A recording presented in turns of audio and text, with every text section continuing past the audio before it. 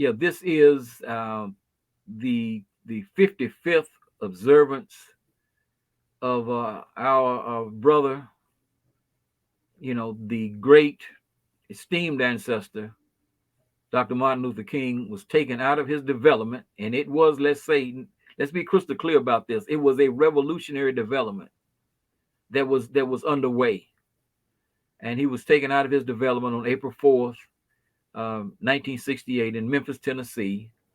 Uh, they found they had a patsy planet, just like Lee Harvey Oswald, to escape, the direct government blame. But this assassination really was set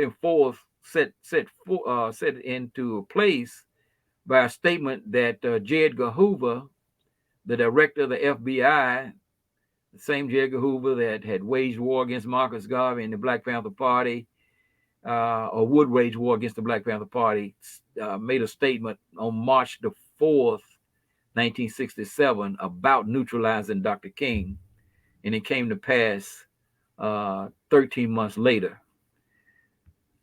It's very interesting that, and I don't know if Alvin Bragg had this somewhere in his twisted logic to have Trump arraigned on this day. This is the day. Also, this April 4th, 2023, could be a very eventful day in the United States. This is the day that Donald Trump is to turn himself in to be arraigned on supposedly 34 charges. This information has been leaked, which is the leaking of this type of information from a grand jury is a felony. Is Alvin Bragg investigating the felony within his own organization? I don't know. But I just mentioned the coincidence, but the main reason I want to mention it is because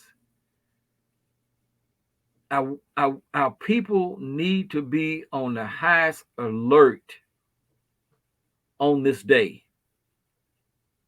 We don't know where these lone wolves are, or it could be even, mass-based violence, that taking place in so many places, as Brother Amos was talking about last week, the Red Summer of 1919.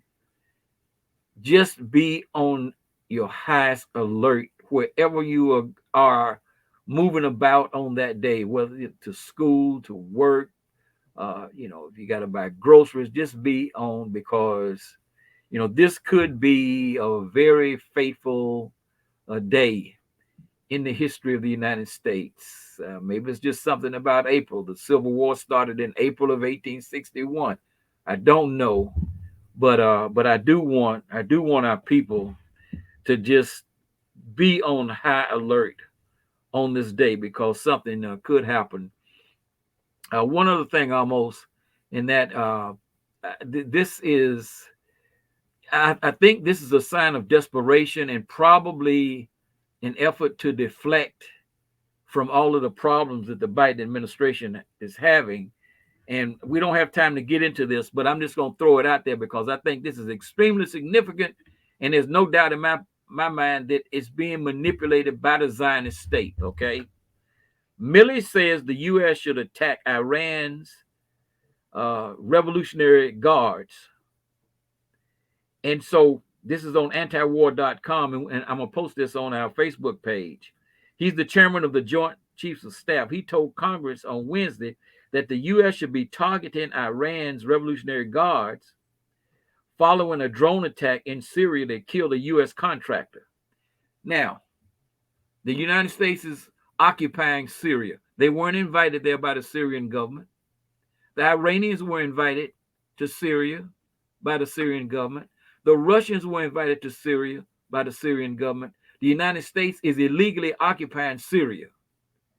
And so someone fired a drone or a missile, and it killed a military contractor. And this guy is threatening what could become a world war.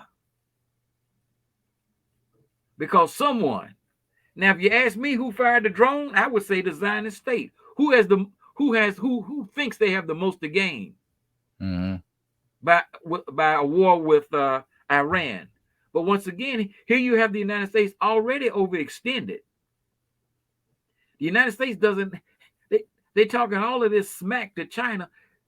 They have sent so many weapons to so much ammunition, bombs, and whatnot to Ukraine. They they have a shortage here in the United States, or at least that's what they would have us believe. Maybe just a ruse to get more money for the military-industrial complex. But I just this is something that just broke. I just saw it today. I think it was printed on Saturday, and it's something we need to be aware of because these guys are determined to send the whole world up in flames. So maybe they think the rapture is coming or whatever. I don't know, but I just wanted people to be aware of that. Be on guard. Be on your highest alert, whatever you're doing on April 4th, 2023, and keep your eyes on this situation here that that the U.S. is threatening.